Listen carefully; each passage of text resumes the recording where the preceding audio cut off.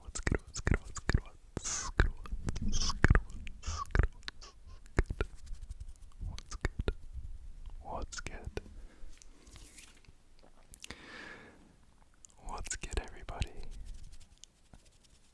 What's good, everybody?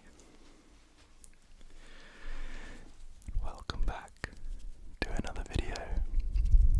Not just any video. This is a special video because, as you probably saw in the title, this is my 100th ASMR video, which is quite a crazy milestone to me. The fact that I've posted 100 videos. It doesn't feel like I've been doing this that long, but then at the same time it's like, when I think back to doing my first video, it feels ages ago. Today's the 30th of July, and I posted my first video, I think it was the 29th of December 2022, so it's been almost exactly 7 months. So it hasn't been that long, but yeah, I can't believe it's been 100 videos.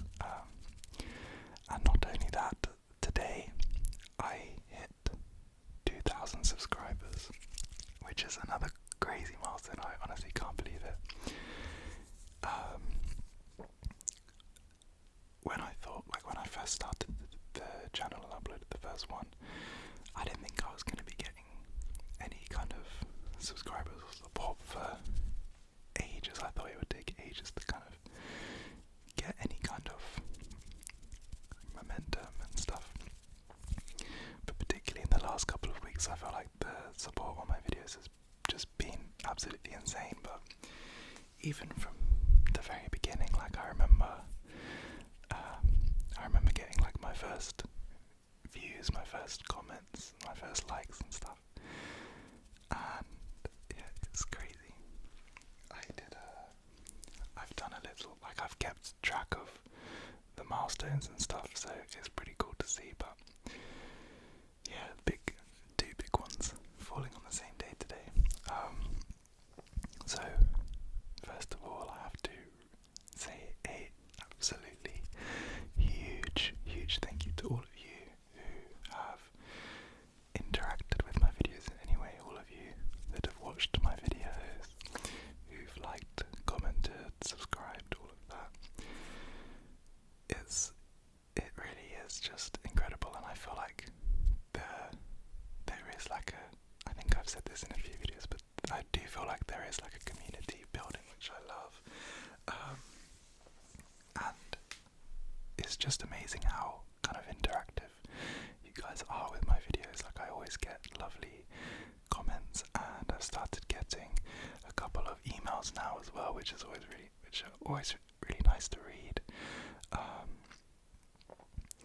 And yeah, so as you can see from the sorry, I'll try and give you some hand sounds.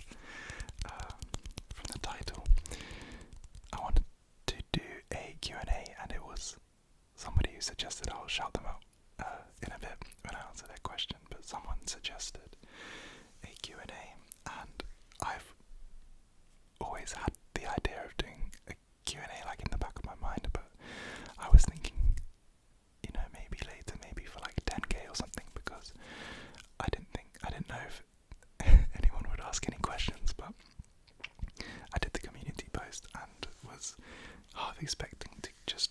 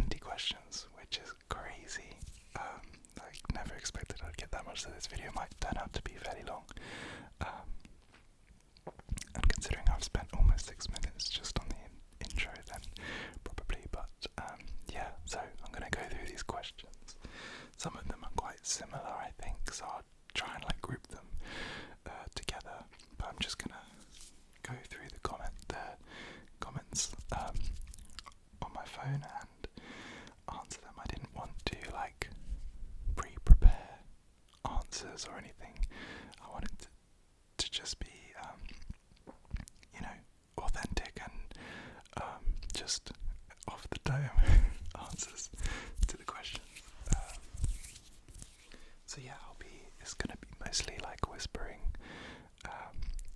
Hopefully it'll be relaxing and interesting, but where I can, I do have a couple like triggers out, and I can do some hand sounds here and there, just to keep it tingly. But yeah, I think I've done enough introducing of this video. Oh, and I'll try and do timestamps. I'll try and do timestamps so that if you want to skip any questions, or you really want to know the answer to a particular question, you can skip. Yes. Okay, let's begin. Let's get into the first question. I got a view relating to like the YouTube channel, starting it up, and like what it's like, my experience doing ASMR and stuff. So I think I'll do those ones first. And this first question is from Geeky-YW6LC, and they said, a preemptive congratulations. I'm a huge fan of your videos. Thank you so much. What made you decide to start a YouTube channel? And they also asked, what is your current favourite song, and why did you decide to pursue a PhD? Some great questions. The second two I'll come back to later. The first one, why did I decide to start a YouTube channel? So, I think the main reason was honestly I was just inspired by seeing other people like starting channels, and I kind of felt like after starting like a few months of my PhD, I felt like I wanted to have something like a bit of a creative outlet that I could do on the side, and also something that I could kind of build myself, and like just something else to focus on. I didn't want to get kind of just a bit like swamped down in the PhD, if you know what I mean. I wanted something that I could like kind of keep me accountable, and like something else to focus on. But the idea of like making a YouTube channel I'd had for years, like when I was doing my A-levels, so like the high school equivalent. I was quite into like study YouTube, and I thought about like starting a study YouTube channel and like a study vlog, like uni vlog type thing when I went to uni. But once I actually got to uni, I felt like I didn't have enough time to like do it properly. But yeah, I've always kind of thought it would be cool to have a YouTube channel, and I don't know. And then the idea to do like an ASMR YouTube channel, I had at some point during uni, I don't remember exactly when, and was just like a little bit scared and didn't really know how I would ever do it. But yeah, I think once I finished uni and moved back home, I was like, why not? I should just do it. But yeah, it was kind of just being inspired by other YouTubers, and wanting to see what it's like, I guess. And yeah, so that's why I decided to start a YouTube channel. I wouldn't say that there was like a particular I wouldn't say there's like one particular reason why I was like, I'm gonna start a YouTube channel to do this. It was more like I wanted to start the YouTube channel for the process of like doing the videos, if that makes sense. It's not all about the destination, it's about the journey too. So then some other related questions.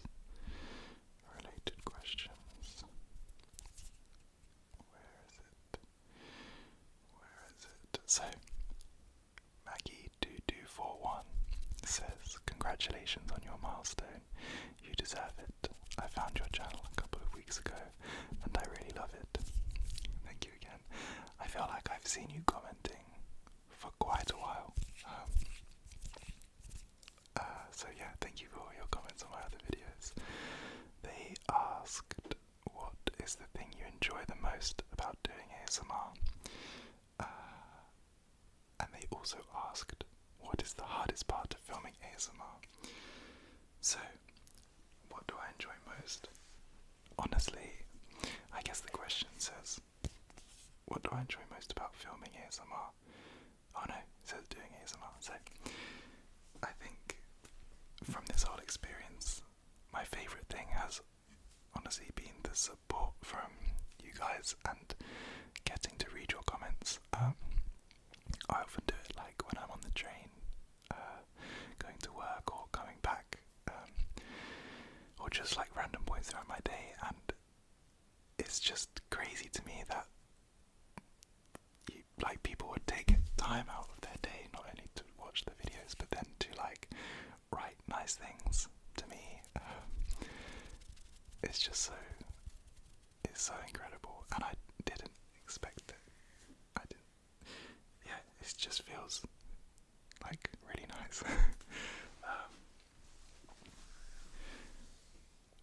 But in terms of like my favourite part about the actual process of like making the videos, I would say I quite like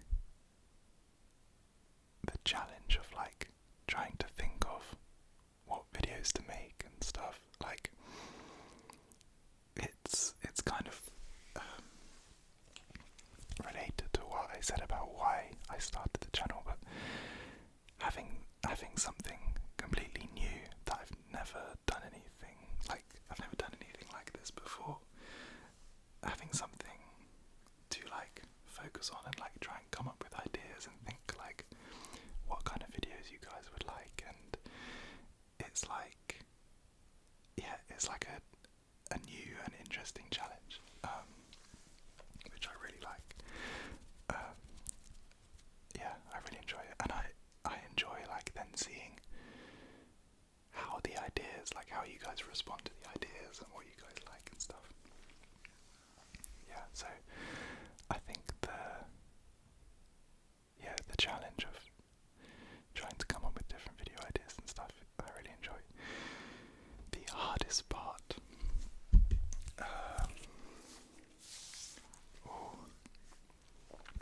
there's a couple of things that come to mind.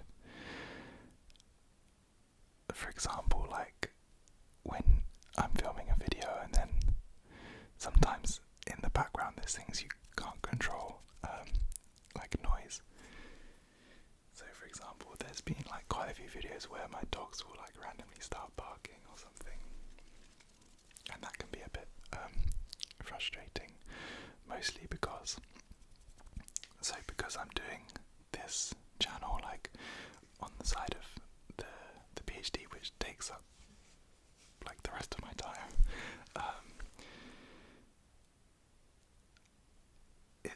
And also because I film it on my phone, which has like storage issues, it can be difficult to edit the video sometimes, because either my phone can't handle it or just like a time thing. So sometimes when a lot of the times I'll record a video with the hope of being able to just like film it and then post it without having to edit it. But then when that happens, it then means I'm gonna have to edit it, and it can be difficult. And I do have a bit of like a debate in my head, because I could do less videos a week, but make them maybe like the production quality a bit higher. So maybe I could buy like a camera, and so the quality would be better, and then film it and edit them properly. But then it would probably be more like one video a week. But I quite like the 3 videos a week. But yeah, that wouldn't be feasible with doing more like produced videos, if that makes sense. But watch are often more like lo-fi, nothing too like high quality in terms of the video quality and stuff. Anyway, I've gone a bit off topic. The hardest part is like, well, yeah, when things happen in the background that make noise, or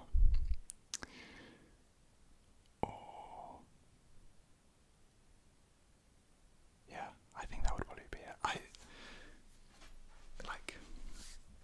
I wouldn't say anything has been too hard. There's of course days where it's like, it's late and I know I need to do a video and I kind of would like to sleep, but often once I actually sit down and start filming, I'm always glad that I've done it after. But yeah, I would say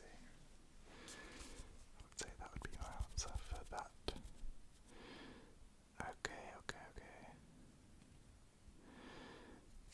And then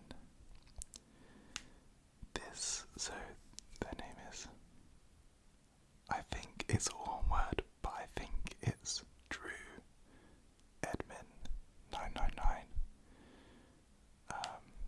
I think it's like two names, but if that's wrong, I'm sorry. And they wrote, I've been a subscriber since the early days, and it's great to see the channel gaining lots of followers and really gathering deserved momentum in recent weeks. Thank you. My question would simply be, why do you do it? What motivates you to spend lots of time producing fantastic content when the financial rewards are nil to slim? Obviously I enjoy the videos like 2,000 other people, but apart from getting lots of satisfaction from helping others relax and sleep, what else are you getting out of it? And what future plans do you have for the channel? Any risk you'll slow down? So, thank you so much for your amazing comment and questions. So what motivates me to do it? Honestly, I think that the motivation initially for starting the channel was kind of just wanting to try something new and like challenge myself and have something else to focus on, like I mentioned. But since actually starting the channel, I think the motivation now comes more from you guys, and reading your comments, seeing that my videos are helping people relax and sleep, and just the fact that I can help people in any way, however big or small, is just amazing to me, and it really motivates me to keep making them. I don't want to let you guys down. Now that I've kind of started building a community and there's people that watch my videos every week and like my videos, I want to keep making them for you, and yeah, the more people that watch, I guess, and the more people I can that can enjoy my videos and potentially be helped by the videos, the better. And that's what's really been motivating me since actually starting the channel.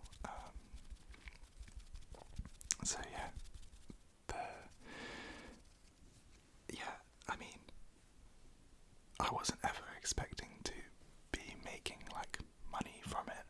I knew that, but once you get to 1,000 subscribers, you do get monetized.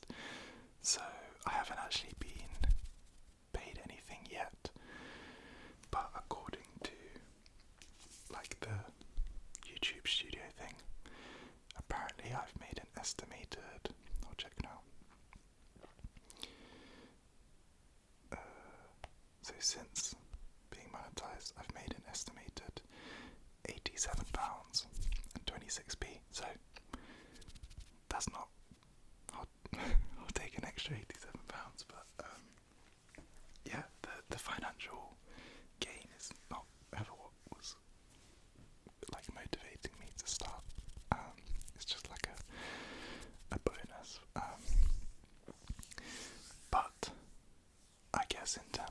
future plans. I think for the short-term future, it's kind of to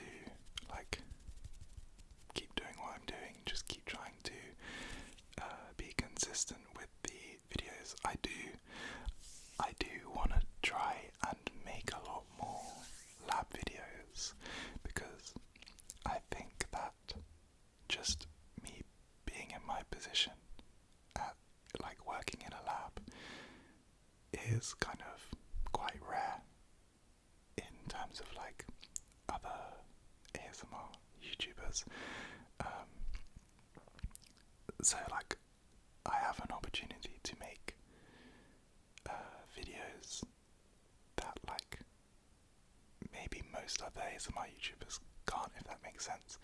And I know that a lot of people like the lab videos. So yeah, I think it would be a waste of me working in a lab if I didn't make a lot of lab ASMR videos, just because it's something cool and different. So I think when I move closer to my lab, I'll be able to make more YouTube, more lab ASMR videos. But yeah, while I'm still doing the PhD, which will be another 2.5 years, I think my plans for the channel are kind of keep going how I've been going. But if everything basically the plan is to see where the channel's at by the time I finish my PhD, and the dream for the future would be, when I finish the PhD, to maybe to take some time and try and do the focus on the channel full time. And the big dream would be, I would love to be able to travel, to maybe take a year or something and travel and kind of make ASMR videos in the different places that I'm going, because I've recently been watching a lot of those not a bit of public ASMR, but also just ASMR outside in different countrysides and stuff, and I would love to be able to make videos like that as well. So yeah, if I can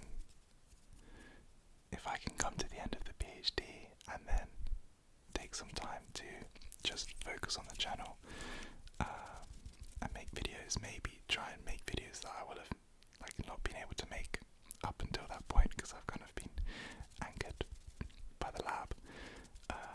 Yeah, that would be the dream. But we'll see what happens in the next 2.5, 3 years. And in terms of risk of slowing down, no, there's no risk. There's should I get? I realise I'll do some tapping. Maybe one day I could switch to, as I said before, doing less videos per week, but maybe higher quality videos with more editing and maybe more sound layering and things like that. But at the moment I do quite like doing these slightly less, the less produced videos, but 3 times a week. I enjoy that. So yeah, maybe I might switch at some point, but I think the only time that I can see myself maybe slowing down is kind of right at the end of the PhD, when I'm stressed and trying to get it finished. Maybe the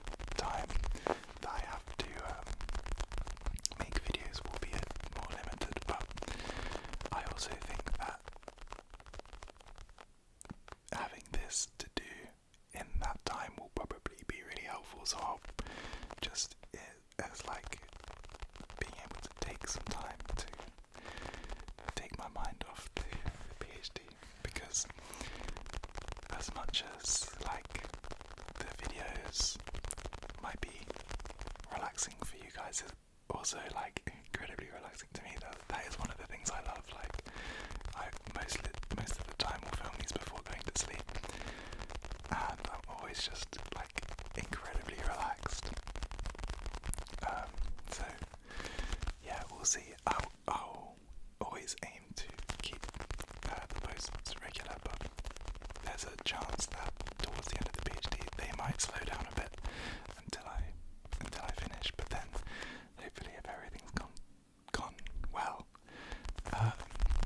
maybe then after the PhD they'll ramp up to new heights, and even things like down the line, doing like having more interaction with you guys. Like, I don't know, I know that YouTubers will do like meetups and I don't know, all kinds of stuff. Like, that could be really cool. Like, actually getting to meet you guys, and yeah, maybe I'll start doing some like live streams and stuff at some point. Yeah, there's a lot of things, a lot of places that this channel could take us. But we'll see. Maybe by the time I finish my PhD, YouTube won't even be a thing anymore. You never know. So yeah, I do want to make sure I'm just focusing on now and not getting too caught up in the future. But yeah, I definitely have things like in mind that are like goals for things that I can do with the channel.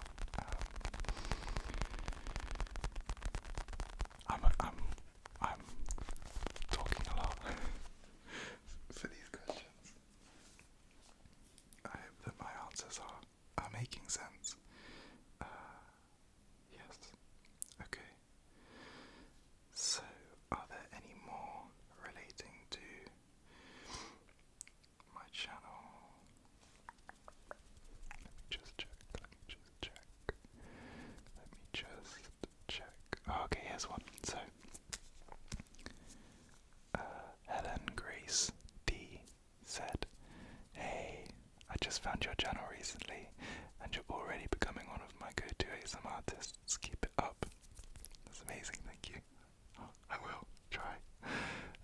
Some questions for you.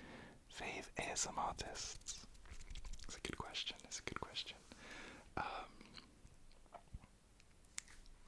And they also asked about best places I've travelled to, where I'd like to travel to one day, and some other questions which I will come back to.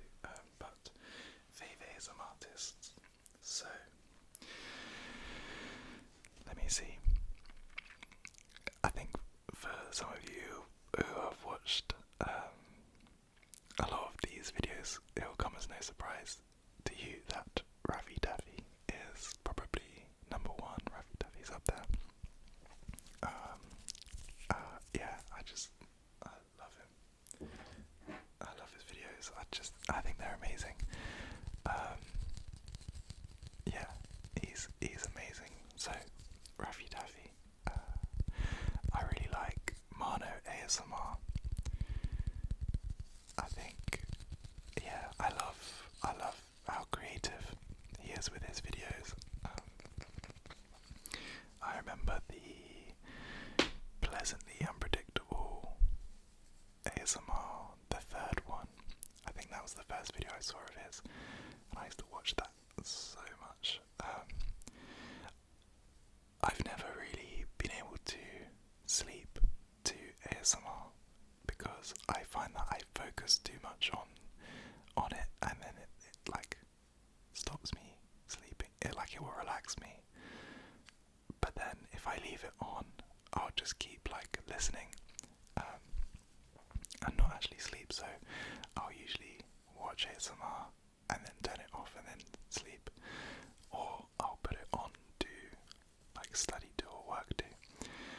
And ages ago, I used to love listening to that Pleasantly Unpredictable one to study to, and also he did like a Hot Ones challenge ASMR video, which I used to like listening to study to as well. So yeah, Raffy Daffy, Manu ASMR, Sufficient Whispers. I really like Sufficient Whispers. Young Prince ASMR. Young Prince ASMR, I think, was like my first. When I first found his channel, I started watching it when I think he had about 2k subscribers, which is crazy.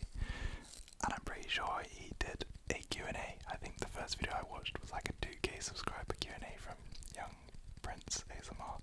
At the time he was called One Prince. And then over the next like year, he then like shot up to like 100-something-thousand subscribers, and just seeing his rise, like his videos are always like just pure like simple ASMR, but I think he has like the best whisper voice. But kind of seeing his rise made me think like, oh, like maybe that's what kind of planted the idea in my head. It just inspired me. Yeah, so Raffy Daffy, Mano ASMR, Sufficient Whispers, Young Prince ASMR. Who else do I like? Roscoe ASMR. He's one that I found. So those four were like the people that I used to watch the most when I like first got into watching ASMR. Roscoe ASMR I found more recently, like within the last year, but he's got an amazing whisper voice too, and he's really funny, so I like him. But he's not been posting loads recently, so I haven't watched a video from him in a while. Who else? There's a load that I like.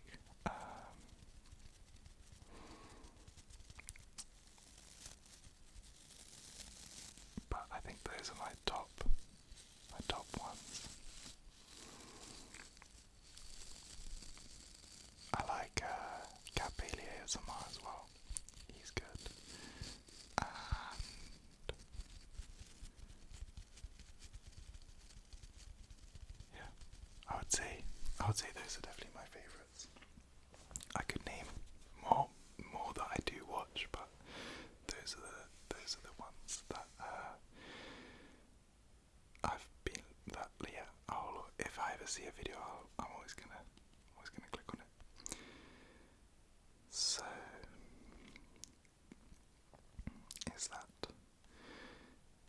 all of the YouTube questions? I think that it is. So next question. So this person, SW Artist 828, is the person who suggested the Q&A. So thank you so much for your suggestion. You're the reason that I'm doing this. And so their initial post was, "Thank you for making a video when you didn't have a very good day. Virtual hug." I mean, this is the kind of like support that I'm talking about. It's just, you guys are just too nice. I have an idea for your 2k sub 100th post, a Q&A. My question would be, what type of dancing do you do? And then they also commented on my community post and said, as someone who has always danced, I'm interested to know what type of dance you do. Huge congratulations on your channel. So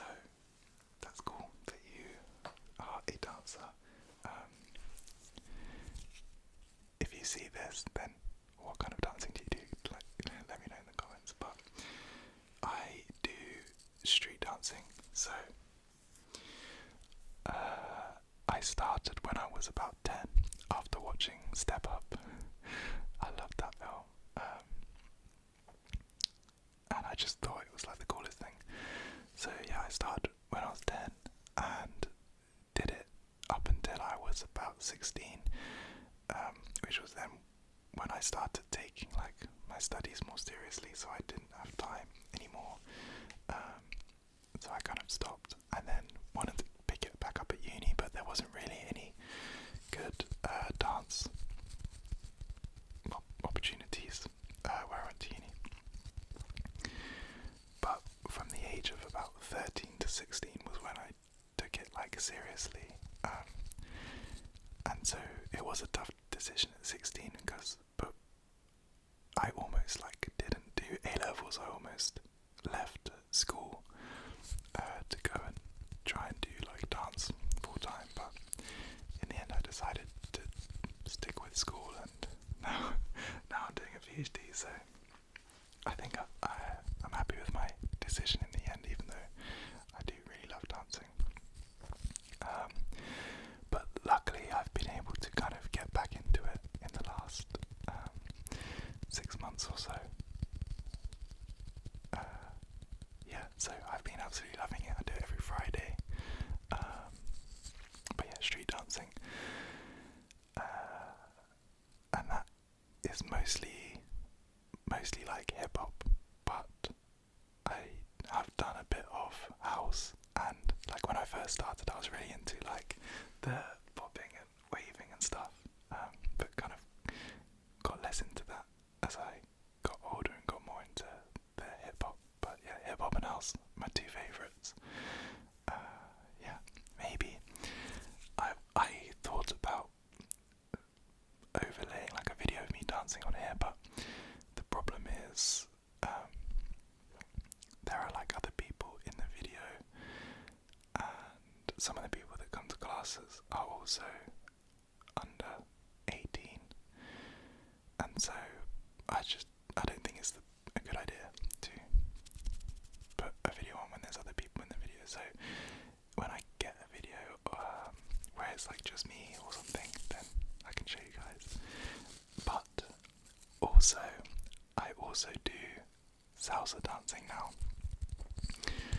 almost for a year now, and it's quite a random story, but basically my best friend from uni is Colombian, and so we graduated last year. We both did biology, and his family threw him like a graduation party,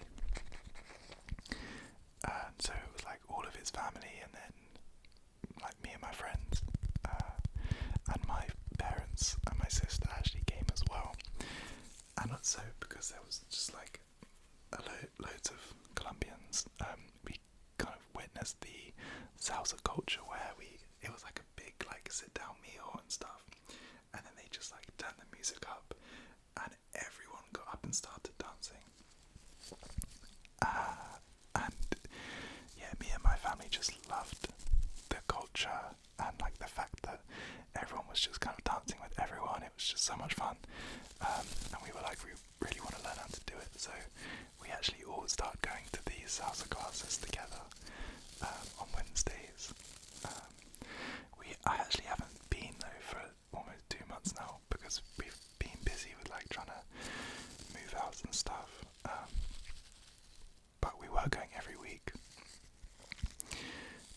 And I also went to Colombia then with my friend and two of my other friends last year in September and October, so seeing all the salsa culture there as well, just I love it. Like, I listen, I'm excited, like I'm interested to see what my Spotify Wrapped is going to be like at the end of this year, because I literally never listened to salsa before, and now I probably listen to it.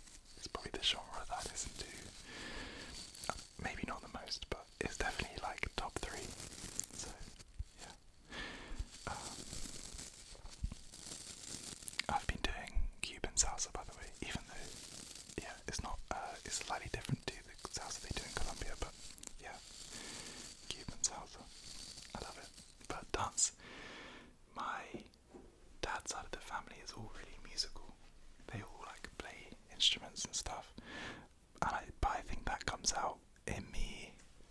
sister as well, because she's dances as well. But we don't play instruments, I think. So I think the musical side comes out in us dancing instead. But yeah, I love it. It's like yeah. You just like whenever there's music playing, I just feel it. Like it feels difficult to like not move. If that makes sense. We'll drink some water. I'm sorry if these answers are really waffly. I feel like I just spoke for about 5 minutes in response to what kind of dancing do you do, but yeah, there's something about like sitting down and doing these videos when I start talking. It's like nice to like talk to you, if it makes sense. It feels nice to like, yeah, just talk and think about you guys like watching it and what you think. Yeah, it's cool. So thank you very much for that question and suggesting the Q&A. Let's think about the next questions. Okay, we can do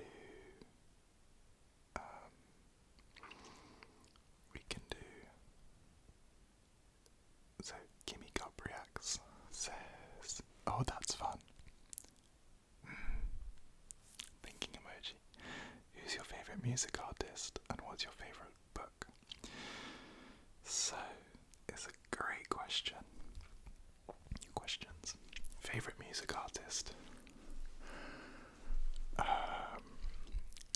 I would have said a few years ago Kanye West, but recent his behaviour is not really acceptable. So yeah, he's not the one anymore. But I would probably say my favourite is Kendrick Lamar. I would say Kendrick Lamar or Anderson .Paak are my favourites. Yeah, but probably Kendrick. Oh man, Kendrick's incredible. And favourite book. So this is actually a hard question because I used to read loads when I was younger. I used to read loads of fiction books, and then kind of, it's sad, but once I got to like age 15 and stuff and like had a phone and social media and whatever, I just completely got out of the habit of reading and didn't really read anything until this year. So of course I read like biology books and stuff related to my degree or like just out of interest, but just reading for like pure fun I didn't do for like 7-8 years, and just started getting back into it this year after reading Berenice, which kind of brought back the love of reading.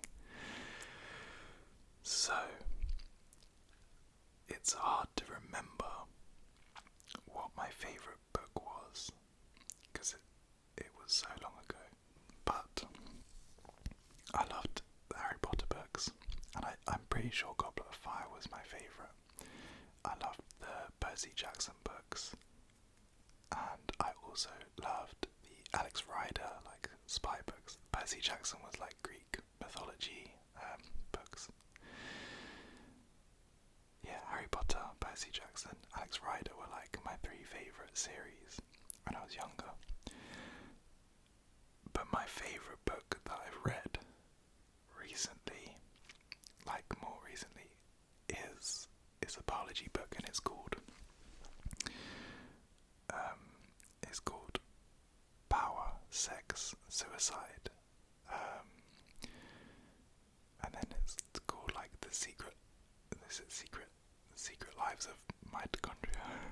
It sounds really nerdy, and it kind of is, but it's basically a book all about mitochondria, which, if you don't know,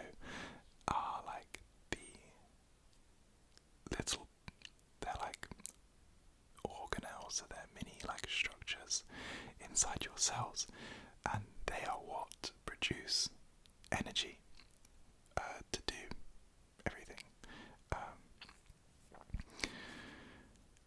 But this book was I read it just before, like when I was applying to university, because I wanted to, it was like a book that I got to read and like put in my personal statement and stuff.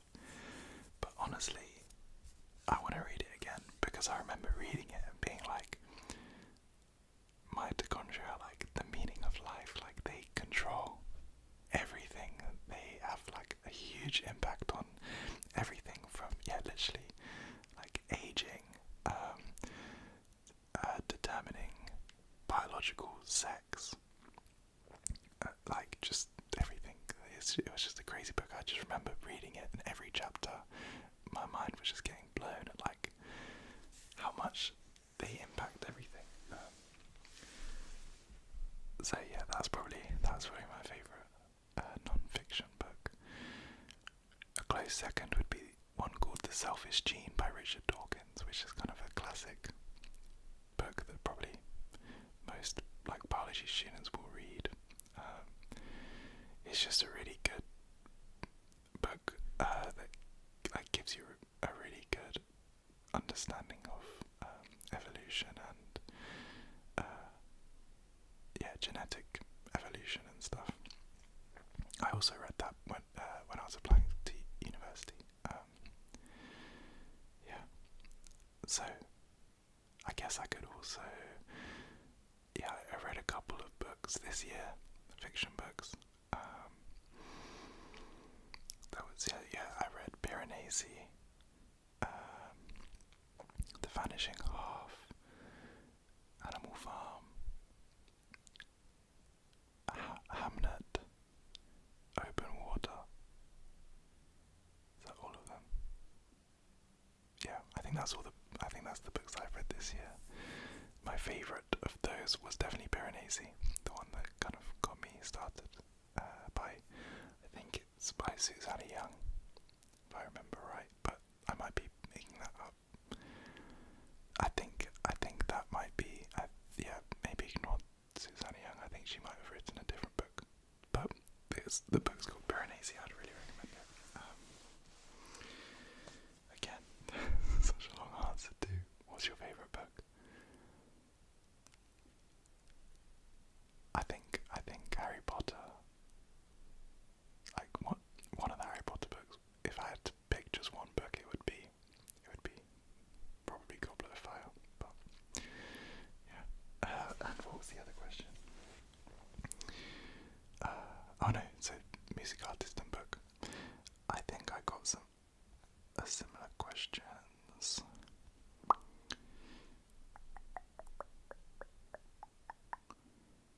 Yes, so Helen Grace D she asked about my favourite ASMR artists, but they also asked, what are some of your comfort movies, shows, songs and books? So, good question. And I guess slightly different because it's more about comfort. I don't know if I have a comfort book because I don't know. I think it's only the Harry Potter books that I read more than once. I think other than that, I read through the Harry Potter series twice, but every other book I think I've just read it once. There isn't a book that I've kept going back to. But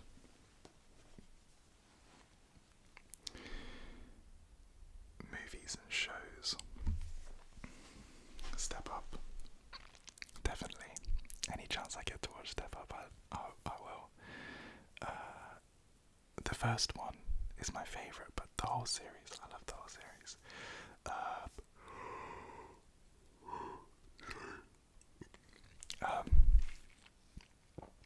What else? We used to watch a lot, as a family, we used to just watch a lot of the classic, rom-coms. And so I do kind of love, those kind of films. So things like How to Lose a Guy in 10 Days is one that pops into mind. The Holiday, Eat, Pray, Love, literally just trying to remember. We used to have like a bookcase of DVDs, and like most of them were just rom-coms. So I'm literally just picturing the bookcase and like trying to remember what we had. We don't have it anymore. What other ones were there? Made in Manhattan, that was a good one. Hitch. Yeah, just any like 2000s rom-com. I love it. Which is quite funny. But yeah, I just think they're always like, I like watching movies. Like, I do enjoy like more serious movies where you can kind of appreciate like the cinematography and like the concepts and whatever, but I think my favourite movies to watch are ones where it's like, you know what you're gonna get and it delivers, like just simple like feel good movies, whereas you don't have to think too hard about what's going on. You can just enjoy it. You can just, yeah, even if they might be like cliche and stuff, you know what's gonna happen, but you're happy when it does happen. So yeah, I love those movies. So probably that's what I would say. Shows, Friends, easy. Comfort show, Friends. We used to have on that shelf, on the bookshelf, we had like the full box set of Friends, and we went through it like 5 times. Yeah, Friends is my favourite show, and honestly, because I've watched it so much, it only gets more funny, because now like I know what's gonna happen and I anticipate it, and it makes it funnier for some reason. So Friends, but I also love the Office, the American version. Even though I'm British, I think the American version's better. Which is a bit of a controversial opinion here, but yeah, The Office, and then I do just love like classic sitcoms, like Parks and Rec, How I Met Your Mother. Yeah, what other ones have I watched? I don't know. New Girl, anything like that. I've heard Modern Family is good, but I never actually watched it, and then they've taken it off Netflix now. So it's only on Disney Plus, but I don't have Disney Plus. But yeah, comfort shows, Friends, all day, every day. Songs, comfort songs. Let me think.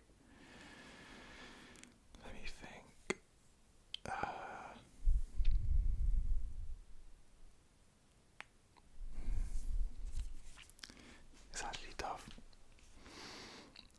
because I don't think I have like go-to songs that I listen to when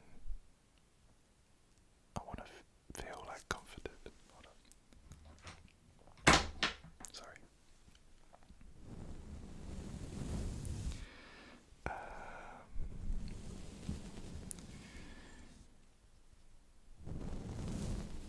Let me go on Spotify quickly. Let's see.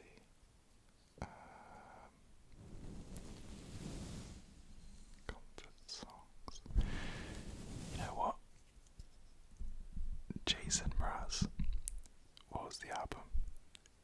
The old one is like we sing, we dance, we steal things. In the like deluxe version, there's a load of acoustic versions of all the songs. I love them all. I barely ever listen to them, but sometimes I'll go through a phase where I'll remember that they exist. Like now, I'll probably go listen to them tomorrow, and I'll just listen to it for a couple of days, and it's just so good.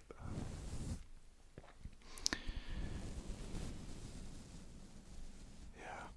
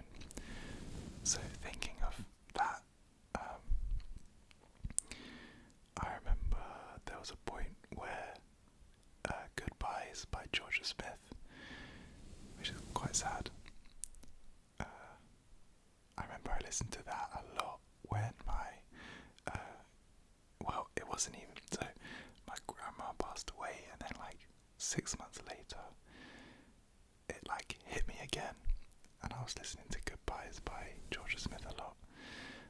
Then like a year later, it was Florence by Loyal Kana.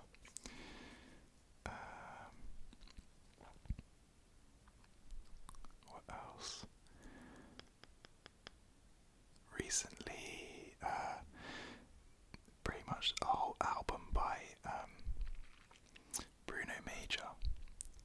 I was listening to it for a bit, felt like comfort. These are all like sad, but yeah.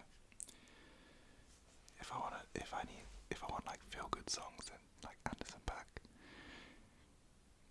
Yeah, or Everybody Loves the Sunshine.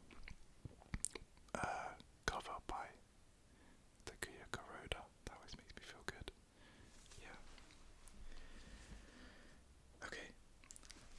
Next questions. What else do we have? Travel. Are there any more like content related? Dog. Okay. Maddie Rude 5469 says, dog or cat person? Very important question. I'm definitely a dog person. I've got 2 dogs right now. Used to have 3. Used to have 4. But for the longest time, it was 3 at one time. And yeah, I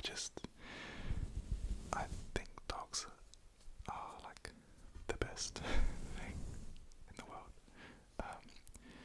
And I honestly think there's like some deep biological backing to the connection, just because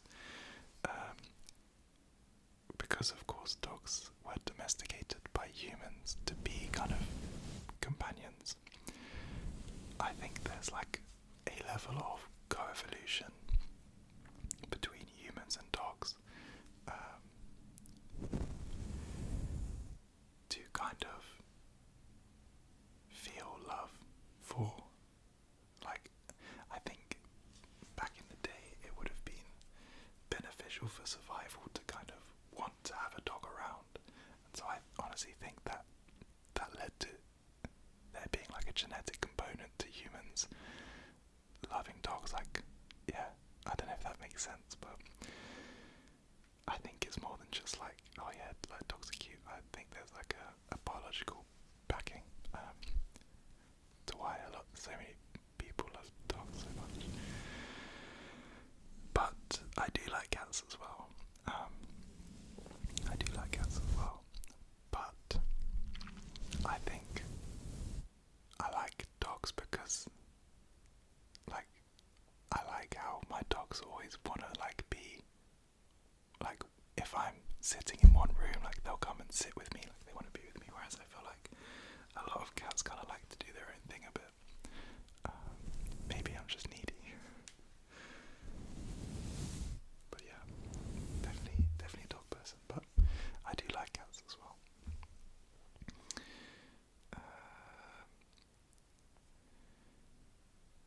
Yes. So we've got some travel questions. Yeah, let's do the travel questions.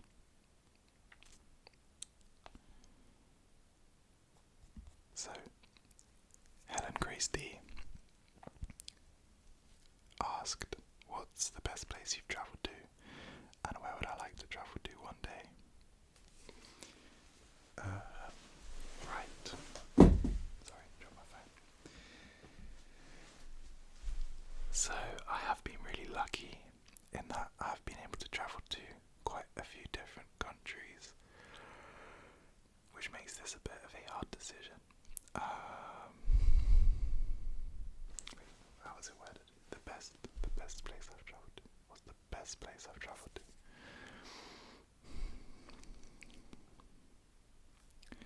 I think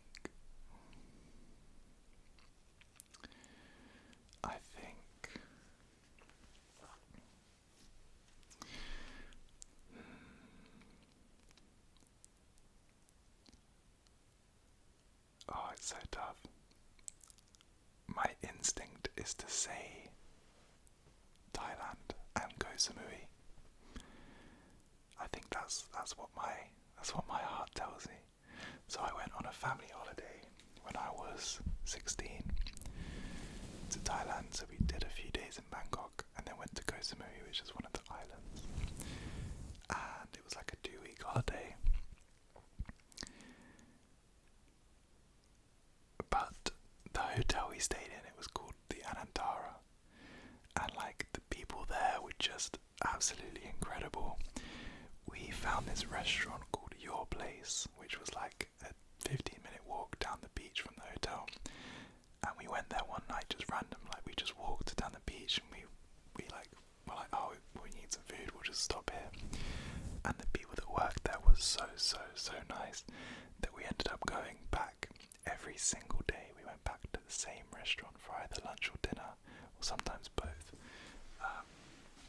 just because of the people. And then we like kept in contact with them. It was almost 10 years ago now, so I haven't spoken to any of them for ages, but for like a few years after, every so often we'd like message some of them, and they'd always like try and convince us to go back, but yeah, expensive. But yeah, and then it was just like a beautiful place. But the people were what really made it like a crazy, like memorable trip. I think my favourite city that I've been to so far is Barcelona. I went to Barcelona with some friends from uni, and like it just had everything because it has like the beach, which was really nice. The city was amazing. Like I loved the architecture. There was just so much to do, and then like the nightlife was really good and really fun. Yeah, I loved Barcelona. Barcelona was great. Yeah. Also, we went to Mauritius once. That was like our first big family holiday. So that holds like a special place in my heart too, Mauritius. Which is like a tiny island. If you didn't know. Because I'd never heard of it before we went. Yeah. But yeah, I have been lucky to go to quite a few places. But I do think travelling is like the best thing to do. Like I've just been saving as much money as I can since starting the PhD so that I can go and travel when I'm done. I got to go to Colombia last year, and I went to Valencia as well, and Mallorca were the 3 places I went to last year. But Colombia was incredible. Colombia was really cool. I really want to go back. I've got a friend who's actually living in Argentina at the moment, and there's people that I met in Colombia when I was there that I would want to go and visit again. So yeah, I might try and go to Argentina and Colombia sometime soon. And if I do, I'll try and get some videos out there.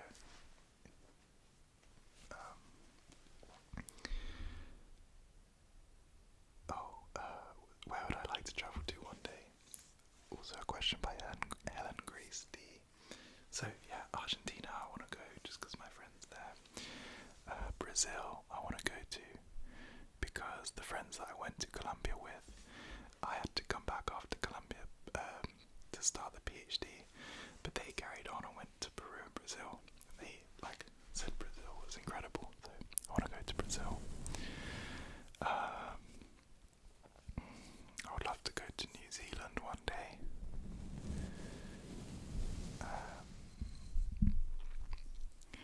Where else? I would love to go. So I went to Norway as well earlier this year. I'd want to go to so I went to Oslo, but I'd want to go to the north and see the northern lights and stuff.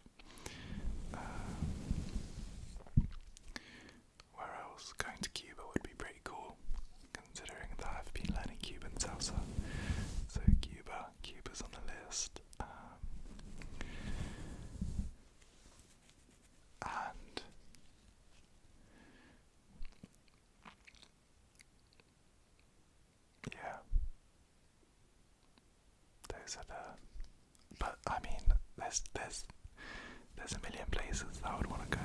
Like, I've only been to Thailand in Asia, and I've never been to. Or does Mauritius count? Is Mauritius part of the African continent? I'm not sure. It's next to Madagascar, but yeah, maybe it is. But I haven't really been to anywhere in Africa or the Middle East, so yeah, there's so many places I need to explore. But that's kind of maybe after the PhD, this channel would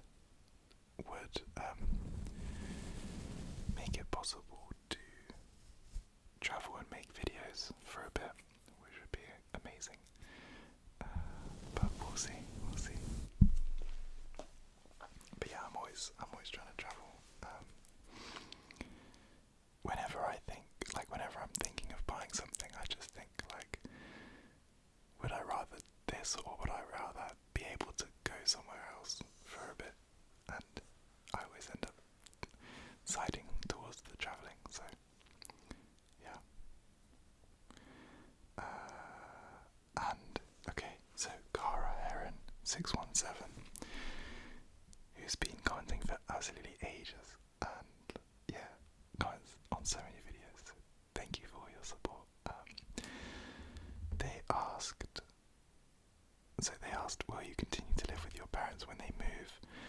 What is the going rate for a one-bedroom flat/apartment in your area? And what is your first choice for a vacation? So I'll answer the vacation one first. It's tough because... Actually, let me tap on my phone. It's tough. It's a tough question. Because I would say all of my recent holidays have been travelling, more like a city holidays, like sightseeing, travelling and stuff. I haven't, but I do love a beach relaxing holiday. But the last time I had one of those was Thailand, which is 2015, so quite a while ago. So I think that if I was to choose to go on holiday just purely for a vacation, then I would choose a beach holiday somewhere in a resort, all inclusive, that kind of thing. But realistically, all of my travel that I do in the next few years will probably be more going to different cities and just experiencing them. So how was the question worded again? Sorry. My first choice for a vacation. Oh, it's tough. I would say my ideal first choice would be a relaxing beach holiday, but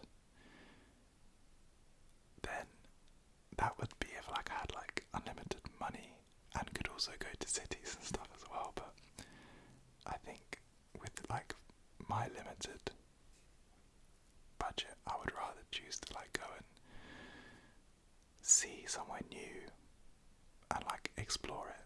So a city.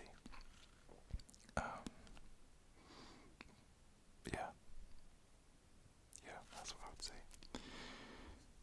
Okay, and then will you continue to live with your parents when they move? Unfortunately not.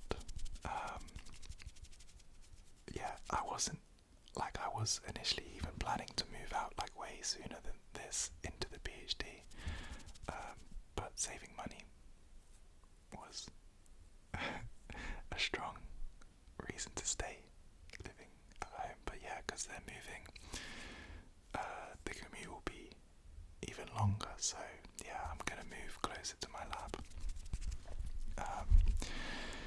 But yeah, it's a problem because it's really expensive, and in England, PhD students get paid absolutely dreadfully.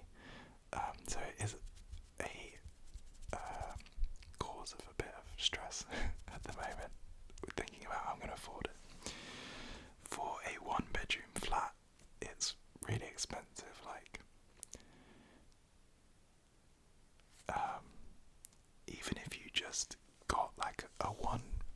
just rented one room in like a house, so like a house share, pretty much the cheapest you're gonna find is like £600 to £800 a month. That would be like cheap, and you would literally be getting like a small room and share the bathroom with the rest of the people in the house. If you wanted an actual like one bedroom flat, it's gonna be like, I don't know, £1,400 a month. I'm not exactly sure what that is in dollars. £1,400, I would guess it's maybe like $1,800, something like that. So it's not cheap. It's not cheap.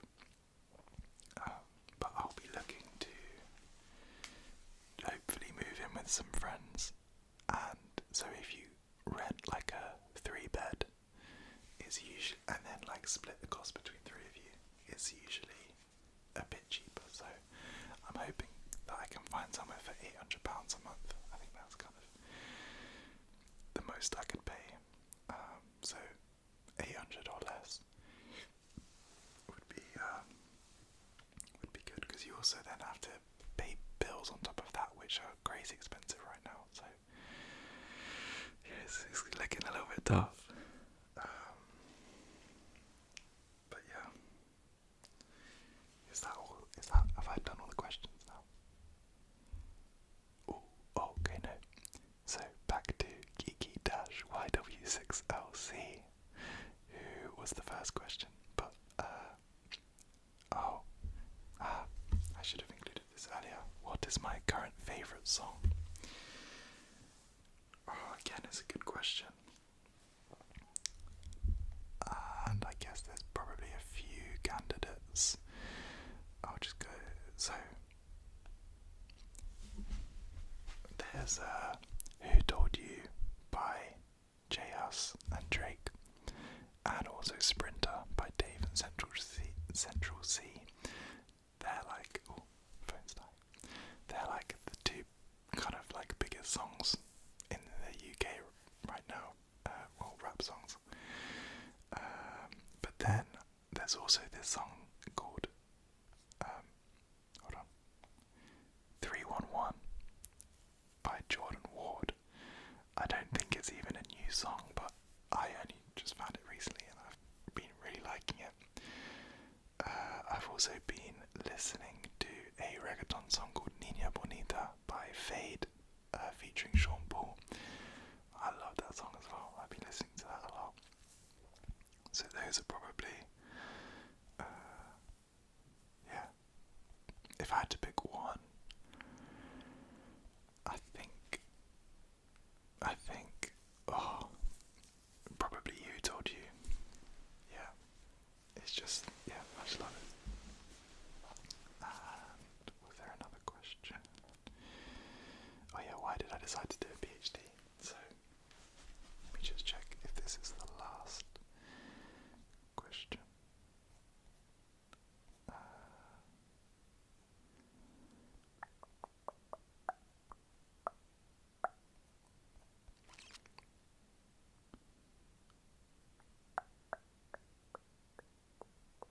Just while I'm looking through the questions, I got a comment from Ellabella5527, who's also someone who's been commenting for a while and comments on loads of my videos.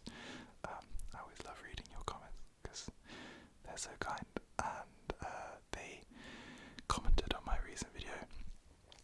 I really enjoyed this video, and I agree, when you're having a bad day it's easy to self-sabotage and feel alone, but there's comfort in connections such as videos like yours. I hope the next day was better for you. Also 1.99k subscribers, wow.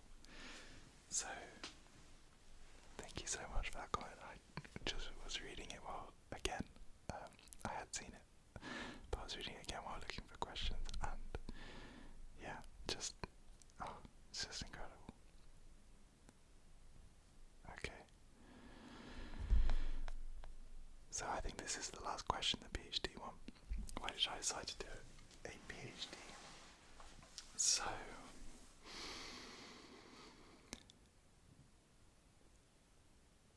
doing a PhD was kind of pretty much my goal for was at university doing biology, that was always. Oh, sorry. I don't know why, but in my recent videos, the yawns have been like attacking me. They come out of nowhere. But yeah, it was always like the goal to do the PhD. Like I felt like I wanted a career in academia. But in my fourth year, my last year, when I was doing a master's, master's project, it kind of made me waver a bit of if I really wanted to do that. And it kind of convinced me that I didn't want a career in academia or academic research. So then it was tough because I was like, my career kind of goals changed. And so, like, if I wanted to go into academic research 100%, I would have had to do a PhD. But then I was like, I don't think I want to do that. But, so I could have either gone straight into a job or done the PhD. But even though I didn't want to go into academic research, I still wanted to I still want my future job to be biology related. Even if it's like life sciences consulting or like medical consulting or like, I don't know, biotech or something. I think it needs to be biology or sciencey related. So then I was thinking, even though I'm pretty certain I don't want to carry on in academia, doing a PhD will still be important for like progressing in these other like science industry jobs in the future. So it's worth kind of doing it now. Also, like, being completely honest,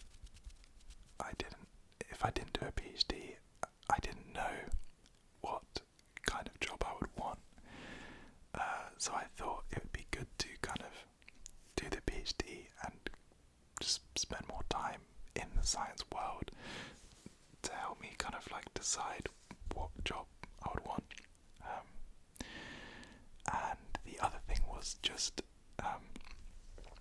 the opportunity kind of presented itself and was hard to turn down because I already knew my supervisor, and in my master's year I had a little bit of a not bad experience, but my supervisor wasn't the best, and I kind of realised that the project that you're doing is of course really important, like you need to be interested in it, but however interested you are in it, if your like supervisor and lab environment isn't good, you're not going to enjoy the PhD. And because I knew this supervisor, I knew that he would be great, and then had the opportunity to do a PhD, I kind of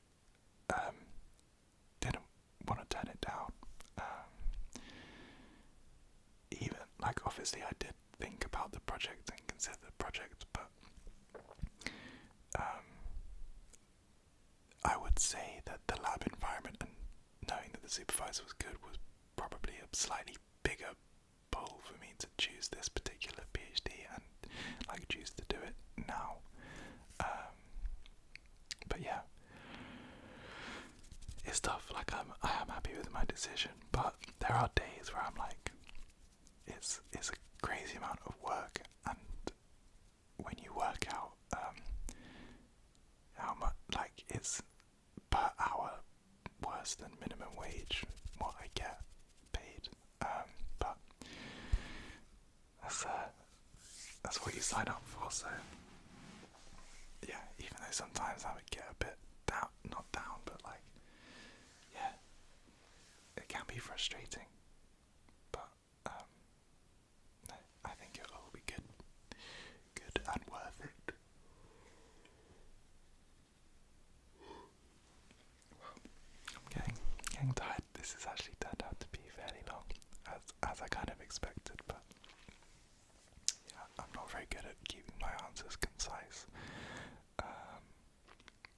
I've just remembered as well, actually.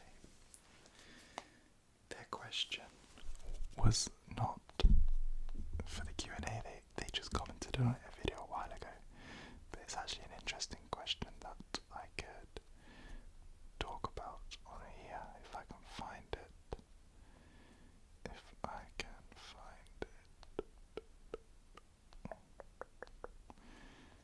Hold on.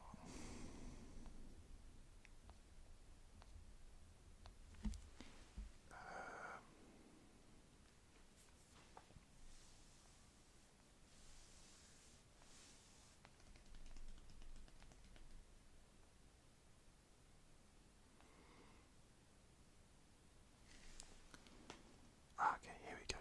So, the question was by Riley Alexander 5063, and they asked, do your friends and family know about your YouTube channel? If so, what do they think? And I replied saying, oh, great question. So my family knows, but none of my friends do yet, but we'll definitely tell them at some point. I think because I'm new to YouTube, I didn't want to feel self-conscious while making the videos, and liked the idea that it's kind of my own thing, if you know what I mean. But my family have been super supportive, and I know my friends will be when I tell them, even though I know most of them don't like ASMR. And then they said, I know exactly what you mean. It's great to enjoy your own thing every once in a while. Sounds like you have an amazing family and wonderful friends. I wanted to ask because I'm sure we're both aware of the stigmas that surround ASMR, unfortunately, and I just hoped it didn't negatively affect you as a creator. So, again, amazing comments and questions. But yeah, so yeah, my parents and my sister are the only other people that know that I've been doing this, but none of them have ever watched a video that I've done. I have actually asked them to, or not asked them to, but like said, oh, like, do you want to watch this or something? But they've always said no, they don't want to, and it's kind of, they want to respect that thing where I think if I felt like there was people that I know watching these videos, it definitely would make me a bit self-conscious and like, I don't know, I think because I'm new to it,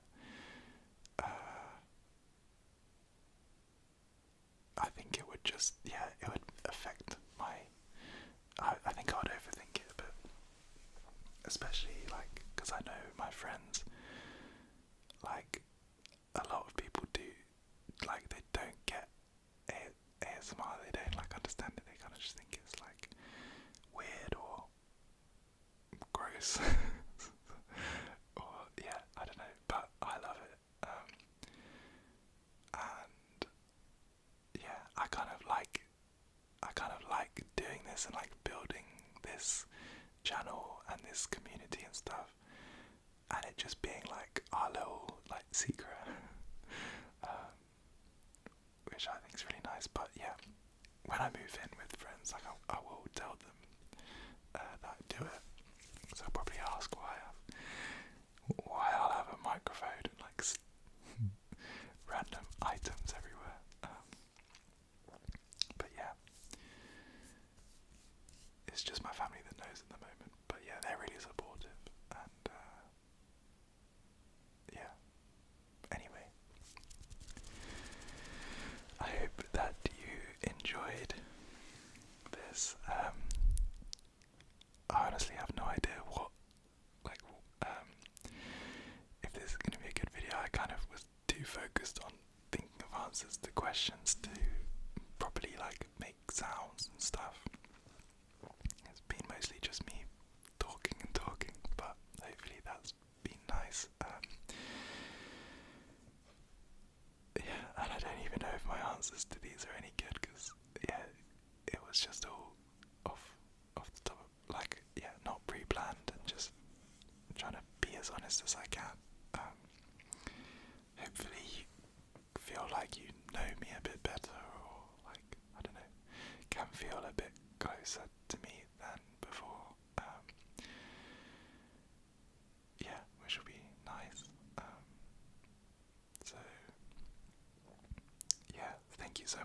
watching and spending this time with me. Thank you for all your questions. Yeah, it just really took me by surprise how many questions I got, and yeah, they're really nice questions as well. So I'm looking forward to the next Q&A that I do, which will be, I don't know, at some point another milestone. But yeah, thank you again for 2,000 subscribers. 2,000 people is insane, and yeah, happy 100th video. I can't wait for the next 100. Yeah, so thank you so much for watching. Actually,